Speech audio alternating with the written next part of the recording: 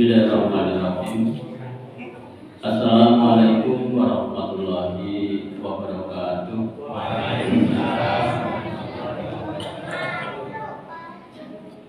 Alhamdulillah. Alhamdulillah nahmaduhu wa nasta'inuhu wa nastaghfiruh. Wa na'udzu billahi min syururi anfusina wa min sayyiati a'malina. May yahdihillahu fala mudilla lahu wa may yudlil fala hadiya lahu. Asyhadu an la ilaha illallah wahdahu la syarika lahu wa asyhadu anna Muhammadan abduhu wa rasuluhu la nabiyya ba'da. Ya ayyuhan nas ittaqullaha haqqa tuqatih wa la tamutunna illa wa antum muslimun. Ya ayyuhan nas ubudu rabbakum alladzi khalaqakum min nafsin wahidatin wa khalaqa minha zawjaha wa bassa minhuma rijalan katsiran wa nisaa'a wattaqullaha alladzi tasaaluna bihi wal arham innallaha kana 'alaikum raqiba. Ya ayyuhalladzina amanu qulu qawlan sadida yuslih lakum a'malakum wa yaghfir lakum dzunubakum wa may yuti'illaha wa rasulahu faqad faza fawzan 'azima. Faqala Rasulullah sallallahu alaihi wasallam faidal hadisi kitaballah hadi Muhammadun sallallahu alaihi wasallam wa saral umuri muhdatsatuha wa kullu bid'atin dhalalah. Sadaqallahu alaihi. Jamaah sekalian, Bapak, Ibu, jamaah pengajian agama Masjid Al-Islam rahimahullah. Pertama-tama marilah kita senantiasa mengaturkan rasa syukur kita kehadirat Allah Subhanahu wa taala yang telah memberikan hidayah dan inayahnya kepada kita semuanya dan yang telah memberikan banyak sekali kenikmatan-kenikmatan kepada kita, baik yang berupa nikmat sehat, nikmat rezeki, dan juga nikmat umur panjang. Sehingga pada kesempatan sore hari ini kita bersama-sama dapat menghadiri pengajian rutin setiap hari Selasa ini tanpa ada halangan satu apapun. Dan yang kedua, sholawat dan salam semoga tetap terlimpah kepada uswatun kita, kepada teladan kita, beliau Nabi Agung Muhammad sallallahu alaihi wasallam, dan semoga salawat dan salam terlimpah kepada keluarganya, para sahabatnya, dan kepada seluruh pengikutnya hingga akhir zaman. Amin ya rabbal alamin. Bapak, Ibu, dan adik sekalian yang saya hormati dan yang mudah-mudahan selalu dirahmati Allah Subhanahu wa taala. Pada kesempatan pertemuan yang lalu, bulan yang lalu, kita bersama-sama telah mengawali yaitu kajian pembahasan tentang Asmaul Husna. Kalau saya bagiannya Asmaul Husna. Dan sebenarnya pada kesempatan hari ini adalah kita melanjutkan yaitu buah manis ketika kita mengimani asma Allah siapa kemarin, yaitu Ar-Rabb. Namun pada kesempatan sore hari ini kadang saya akan alihkan terlebih dahulu dengan peristiwa-peristiwa yang sedang terjadi saat ini. Yaitu jamaah sekalian yang kami hormati, beberapa hari belakangan ini kita mendengar berita-berita yang cukup memprihatinkan, di mana Allah Subhanahu wa taala, Rabb samawati wal ardi, Rabbnya langit dan bumi, menunjukkan kekuasaannya dengan mengerahkan alam-alamnya untuk melakukan demo, untuk menunjukkan kekuasaan Allah Subhanahu wa taala.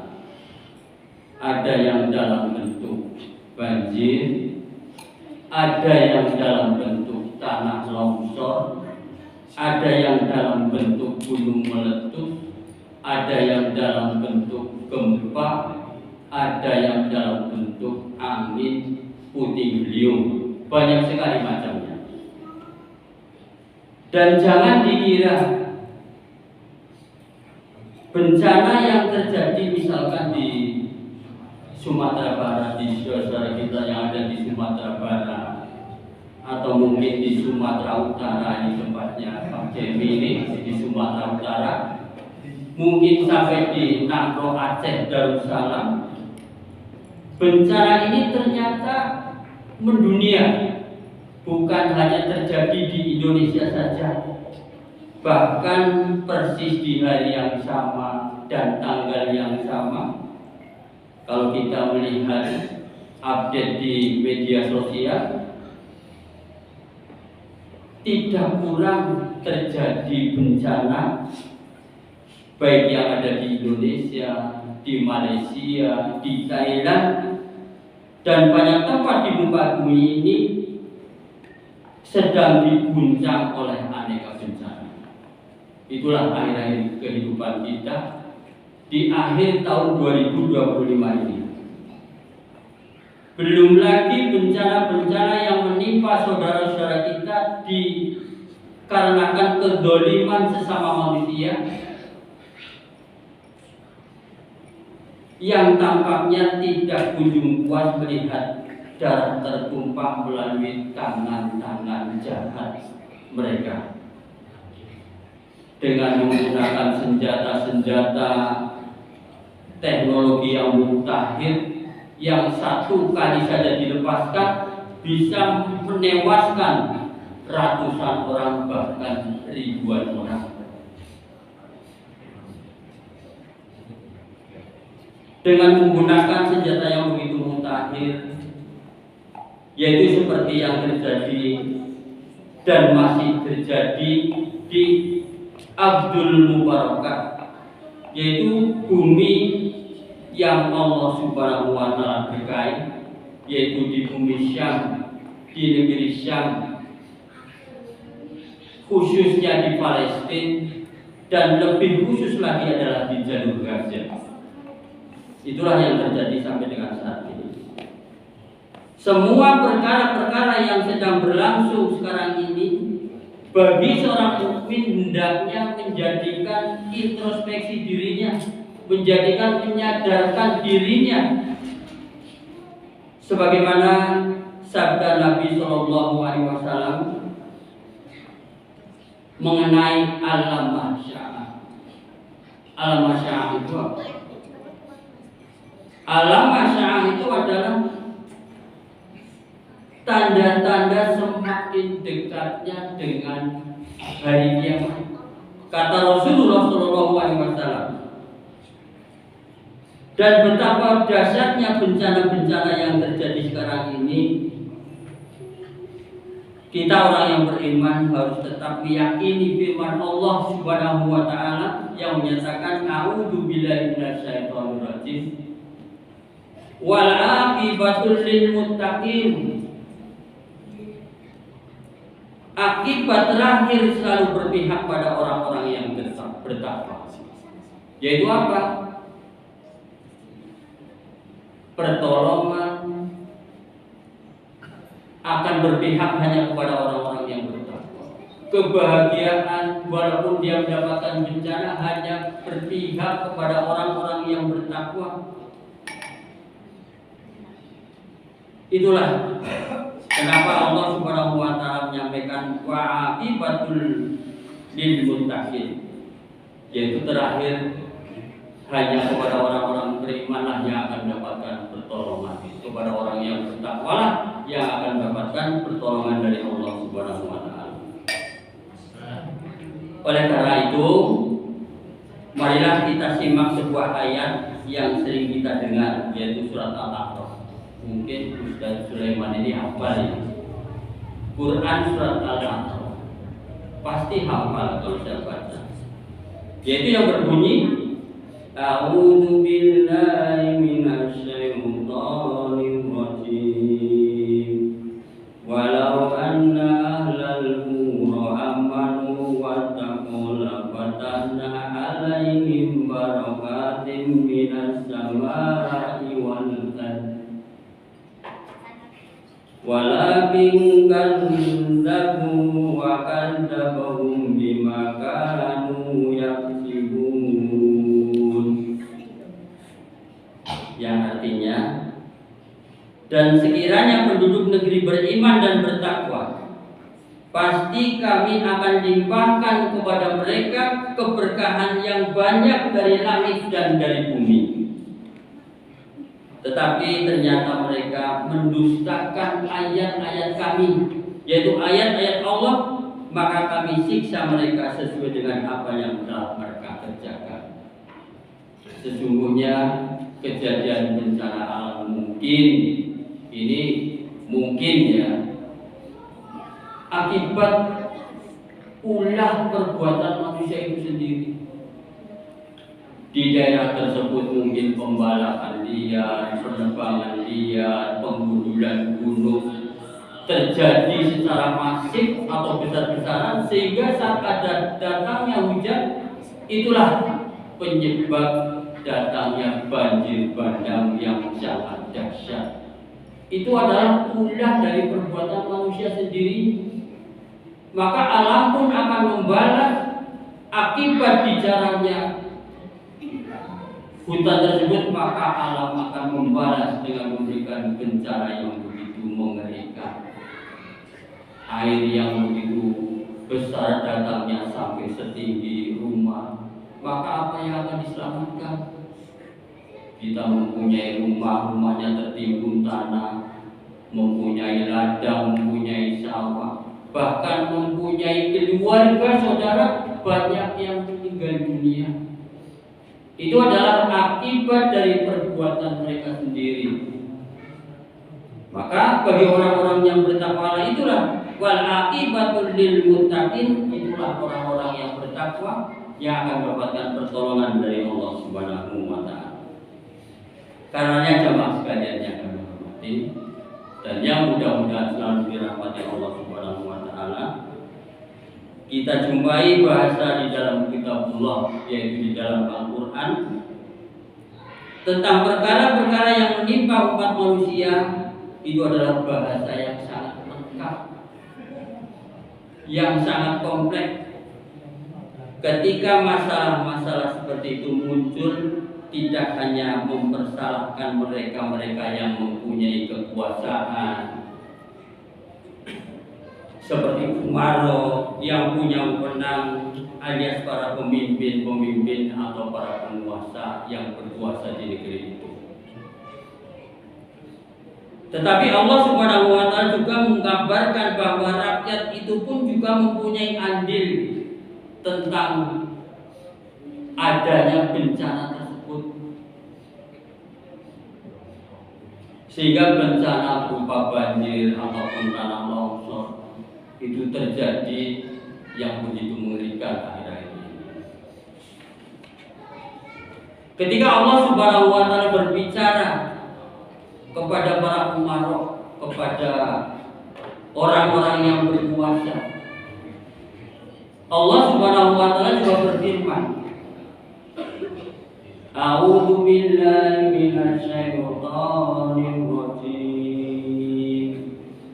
Wa ja'alna minhum a'imatan yahduna yahduna bi amrina bima sabaru wa kanu bi ayatina yuqinun. Yang artinya, dan kami jadikan di antara mereka itu pemimpin-pemimpin yang memberi petunjuk dengan perintah kami selama mereka sabar. Mereka meyakini ayat-ayat kami. Ayat ini membicarakan para pemimpin-pemimpin yang istimewa, yaitu para pemimpin yang beriman kepada Allah Subhanahu wa taala, dan para pemimpin yang beriman digambarkan oleh Allah Subhanahu wa taala sebagai para pemimpin yang memberi petunjuk kepada masyarakat yang dia pimpin berdasarkan perintah-perintah Allah, dan mereka dalam melakukannya penuh dengan kesabaran. Bahkan mereka melakukannya dengan penuh keyakinan tanpa keraguan sedikit pun dengan ayat yang disampaikan tadi. Tetapi pertanyaannya hari ini, jamaah sekalian yang kami hormati, bagaimanakah para pemimpin-pemimpin negeri kita saat ini? Tidak bisa mengelak, tidak bisa ditutup-tutupi. Panjenengan pasti bisa melihat sendiri. Hadis Nabi Shallallahu Alaihi Wasallam meringkas perjalanan umat Islam selama Nabi diutus menjadi Rasulullah Shallallahu Alaihi Wasallam sampai umur umat Islam berakhir nanti. Meringkas perjalanan umat Islam, kemudian terjadilah peristiwa yang dahsyat sampai dengan hari kiamat. Kesimpulannya kata Nabi kita Muhammad Shallallahu Alaihi Wasallam, dalam kepemimpinan pemerintah ada 5 bagian perjalanan hidup umat Islam. Ada 5 perjalanan hidup bagi umat Islam. Bagian yang pertama, kata Nabi kita Muhammad Shallallahu Alaihi Wasallam, yang pertama adalah pemerintahan kenabian, yaitu pemerintahan yang terbaik karena yang memimpin langsung adalah Rasulullah Shallallahu Alaihi Wasallam. Itulah pemimpinan yang terbaik. Terus yang kedua, jenis pemerintahan kekhalifahan yang mengikuti cara-cara Nabi Shallallahu Alaihi Wasallam memimpin. Itulah kepemimpinan para sahabat Nabi yang sangat istimewa, yang sudah dijanjikan oleh Allah Subhanahu wa taala sebagai penghuni surga, yang akan masuk surga. Siapa mereka? Mereka adalah Abu Bakar As-Siddiq, Umar ibnul Khattab, Utsman bin Affan, dan Ali bin Abi Thalib. Itulah generasi yang sudah dijamin oleh Allah Subhanahu wa taala masuk surga. Setelah itu kata Nabi Shallallahu Alaihi Wasallam, datang pemerintahan yang mulkan. Yang ketiga adalah yang raja-raja yang menggigit. Raja-raja yang menggigit apa? Yaitu raja-raja yang menggigit Quran dan As-Sunnah. Kita pasti masih dengar ada ungkapan dari seorang penguasa, nanti akan saya gigit dengan cara saya. Rasulullah sudah menggambarkan seperti itu akan terjadi, yang akan menggigit Quran dan Sunnah. Lalu yang selanjutnya, apa kata Nabi? Yaitu akan datang pemerintahan jenis yang keempat, yaitu para penguasa yang memaksakan kehendak mereka. Rasulullah itu sudah mensinyalir seperti itu ribuan tahun yang lalu. Dan kira-kira saat ini pas apa tidak ini? Pas banget, Masya Allah. Hebat banget. Hebatnya orang hebat. Itulah Rasulullah Shallallahu Alaihi Wasallam,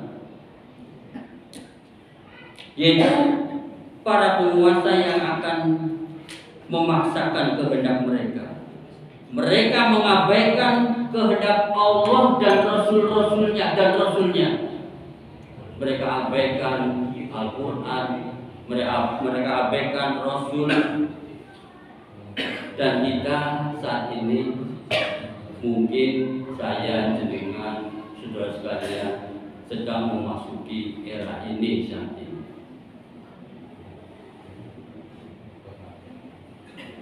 Kita dengar namanya saja sudah mengerikan, yaitu penguasa yang memaksakan kehendak mereka sendiri. Jadi kalau saudara-saudara merasakan mungkin sejak lahir lah, kok kehidupannya melihat pemimpinnya seperti itu saja, tidak menyenangkan warganya, itu sudah disinyalir oleh Rasulullah SAW sejak ribuan tahun yang lalu. Karena Nabi sudah bilang ini adalah masa di mana yang jadi pemimpin adalah penguasa yang memaksakan kehendak. Di dalam hadis yang lain, Rasulullah Shallallahu Alaihi Wasallam bahkan menjelaskan, awal urusan agama ini adalah an-nubuwah, yaitu pada saat kenabian yang diwarnai dengan rahmat Allah Subhanahu wa taala, kasih sayang dari Allah Subhanahu wa taala, dan ampunan dari Allah Subhanahu wa taala. Sesudah itu yaitu kekhalifahan yang dipenuhi dengan rahmat Allah Subhanahu wa taala juga. Sesudah itu adalah raja-raja yang dinaungi, dirahmati oleh Allah Subhanahu wa taala.